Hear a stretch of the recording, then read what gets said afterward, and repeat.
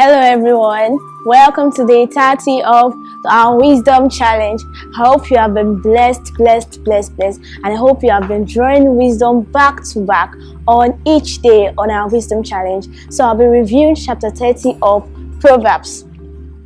And the book of Proverbs chapter 30, it shows a man or a person that is humble to God. It shows a man that has surrendered all to God. It shows a man that does not see himself as anything to God. The opening verse says that I am weary, God, and I can prevail. Surely I am wholly a brute, not a man. I do not have human understanding. What I saw from that verse is someone who has giving his all to God, someone who is trusting God for wisdom, someone who is trusting God for understanding, someone who has surrendered his life to God, someone who is humble enough to say that, God, your will is my will. Whatever you say I should do is what I will do.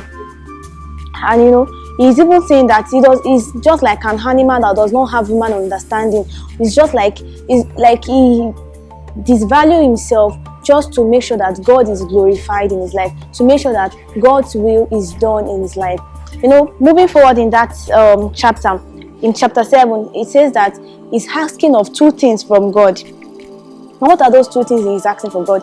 He says that God should keep falsehood away from him.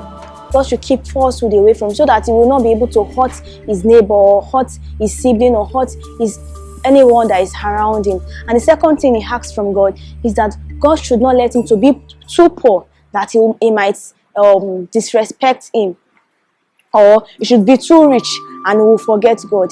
Look at how humble that request is, asking God that God should take falsehood away from him, and God should not let him to be too poor nor too rich, so that he won't blaspheme against God. Second to the last verse of this chapter says, if you play the fool and exalt yourself, or you plan evil, clap your hands over your mouth.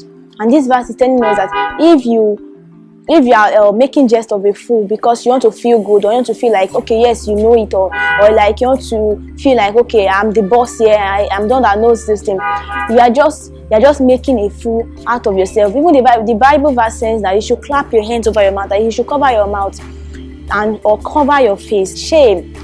You should cover your face in shame. So it is better that you should, when you see someone that does not know things properly, you can easily just teach the person or just ignore instead of making jest of the person. So these are the three verses that has blessed me, and you can also read through the chapter, and I'm sure that you'll be so blessed.